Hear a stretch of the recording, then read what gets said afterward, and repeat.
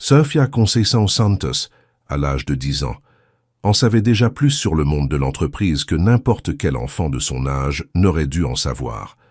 Non pas parce qu'elle fréquentait une école coûteuse ou qu'elle avait accès à une technologie de pointe, mais parce qu'elle passait toutes ses nuits au 30e étage de la tour entreprise Santarém, pendant que sa mère, Marina, nettoyait chaque centimètre de cet espace où des millionnaires prenaient des décisions qui changeaient des destins.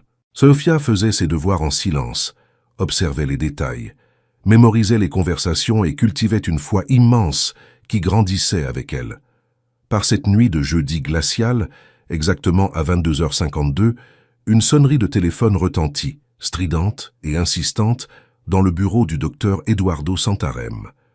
Marina était en train de nettoyer les toilettes du couloir et Sofia terminait un exercice de mathématiques avec un crayon court. Le téléphone du millionnaire ne sonnait jamais à cette heure-là, surtout pas quand il était absent. Le son semblait un appel urgent, comme si quelque chose d'important dépendait de cette réponse. Le cœur de Sofia se mit à battre fort. Elle se leva lentement, pieds nus sur le sol froid. Elle se souvint de ce que sa mère disait toujours. « Reste tranquille, ne touche à rien ». Mais elle se souvint aussi de ce que le pasteur disait chaque dimanche. Quand Dieu appelle, même les plus petits doivent écouter. Le téléphone sonnait pour la 5e fois quand Sofia, les mains tremblantes, décrocha. Sa voix sortit fragile. « Allô ?» Une voix masculine répondit avec impatience. « Eduardo, enfin. Il faut qu'on revoie les derniers détails. Demain à 9h, il signe. » Sofia colla l'appareil contre son oreille, essayant de comprendre. La voix continua sans laisser place à la réponse. « La clause 18 transférera automatiquement 70% des actifs sur notre compte.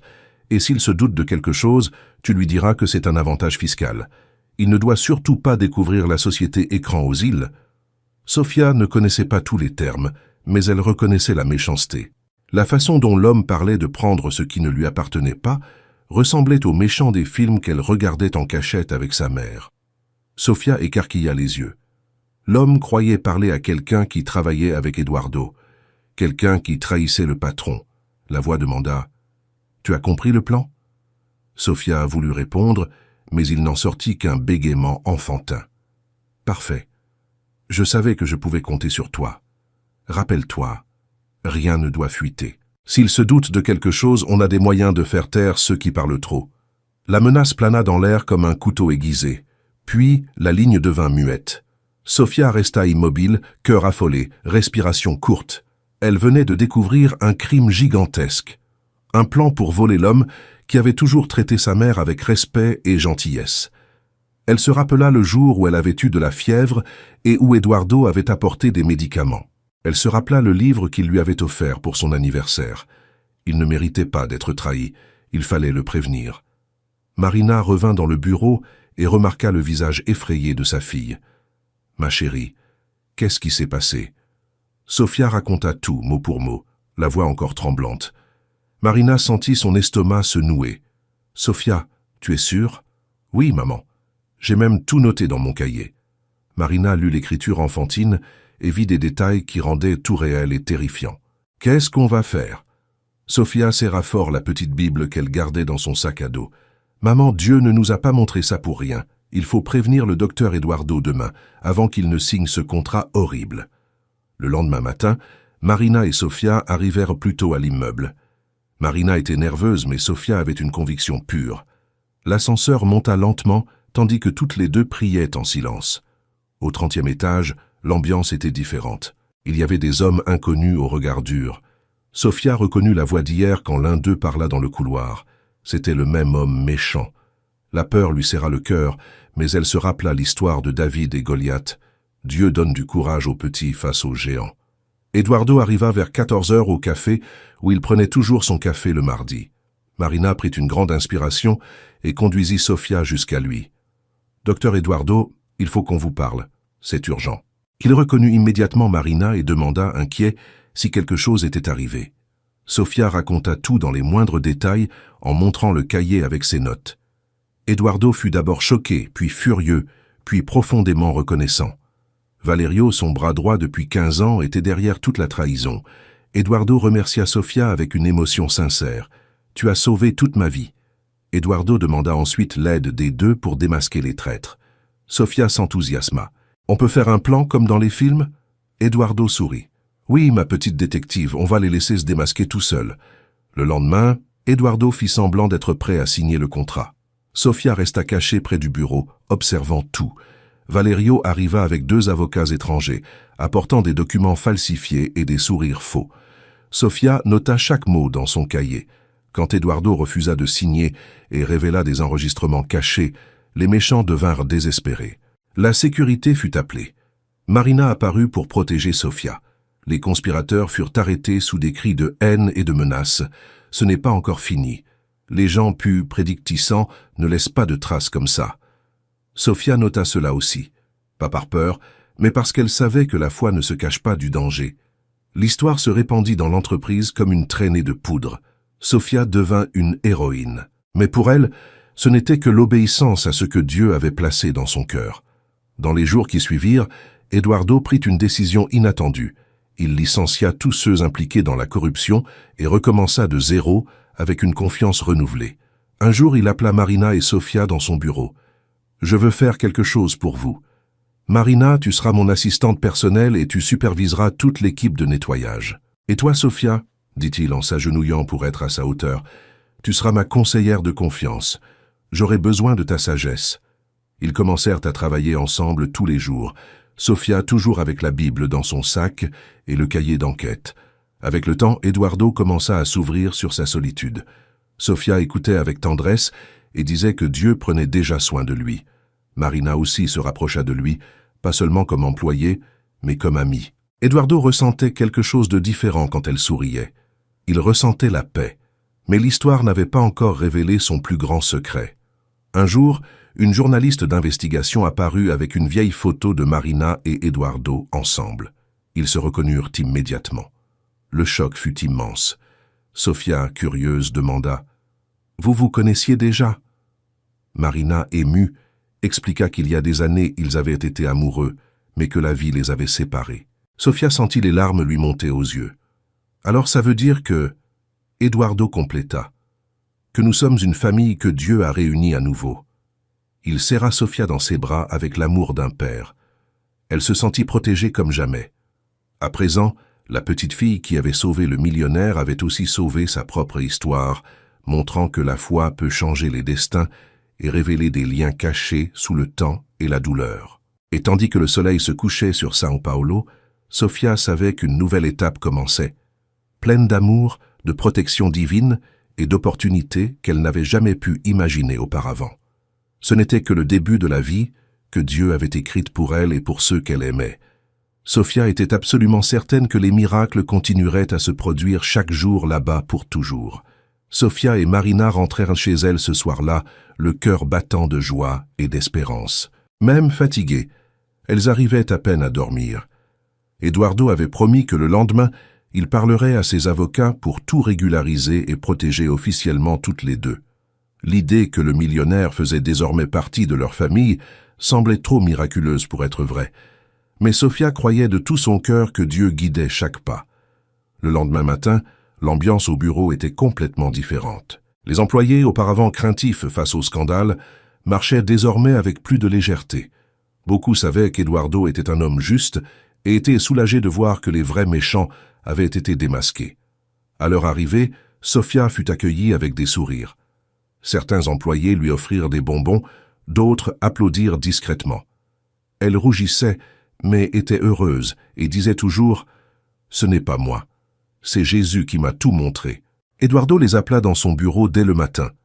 Il se leva en les voyant entrer et ouvrit grand les bras pour une étreinte chaleureuse.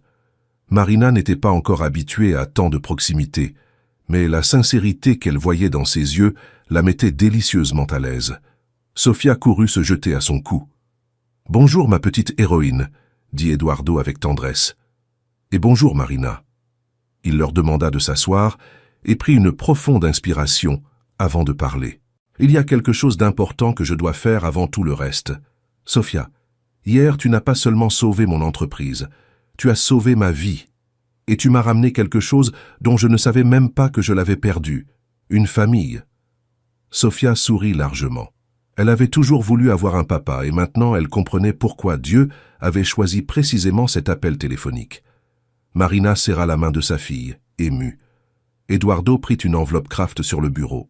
Quand il l'ouvrit, il en sortit une pile de documents et les posa devant elle. « J'ai déjà entamé le processus pour que Marina soit officiellement promue et reçoive un salaire digne de tout son travail.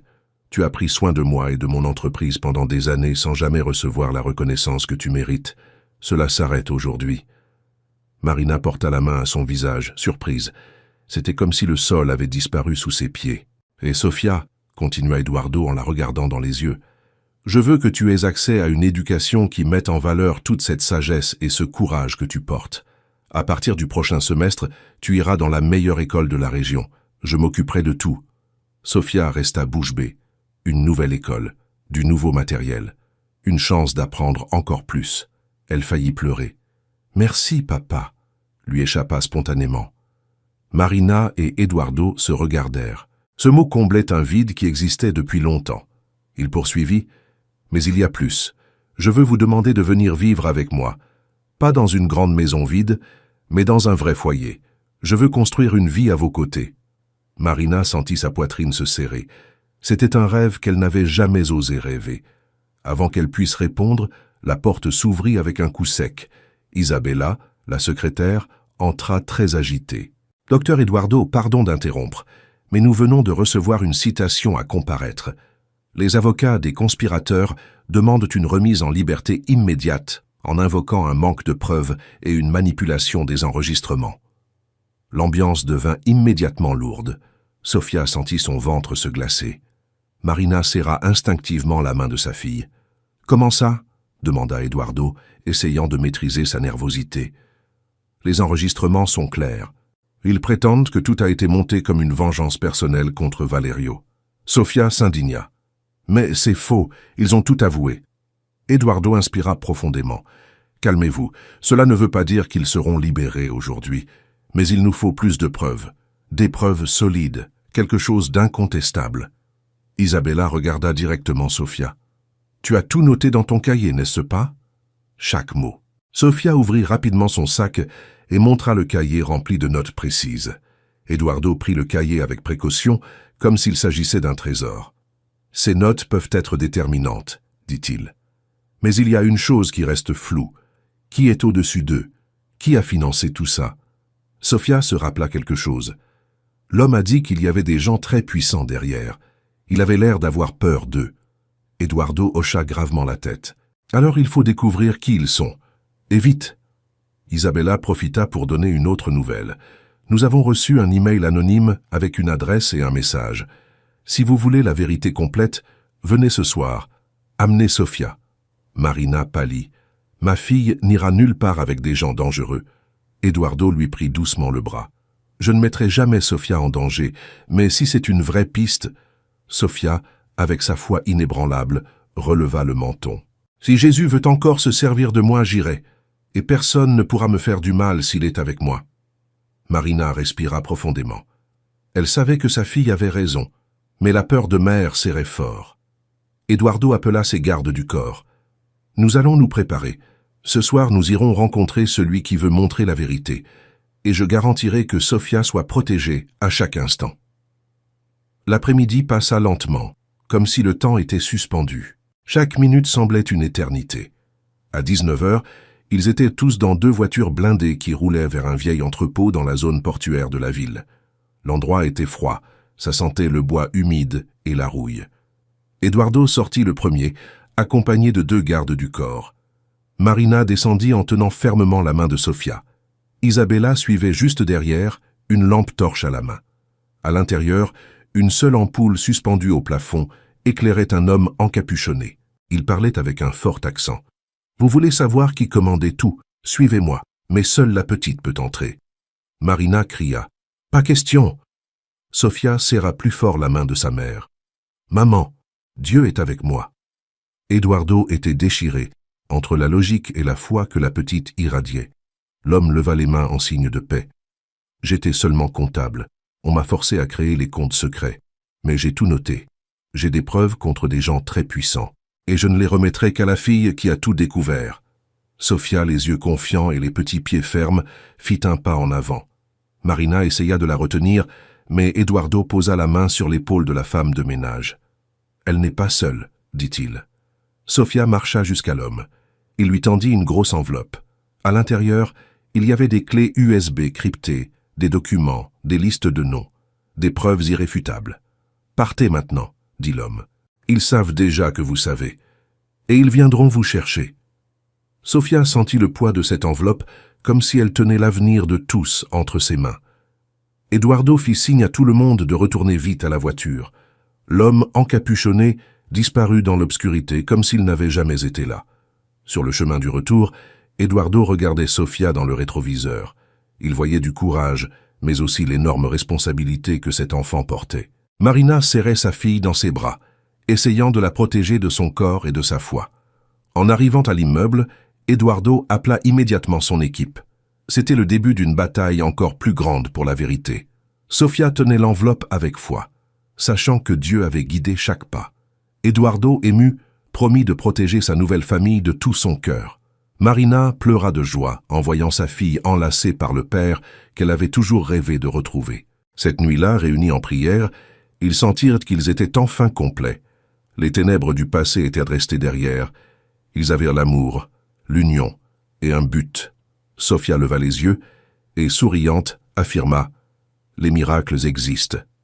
Désormais, une famille restaurée marcherait ensemble, célébrant chaque nouveau commencement avec espérance, toujours unis, forts, guidés par la foi qui ne faillit jamais, confiants dans l'amour qui avait vaincu toute peur.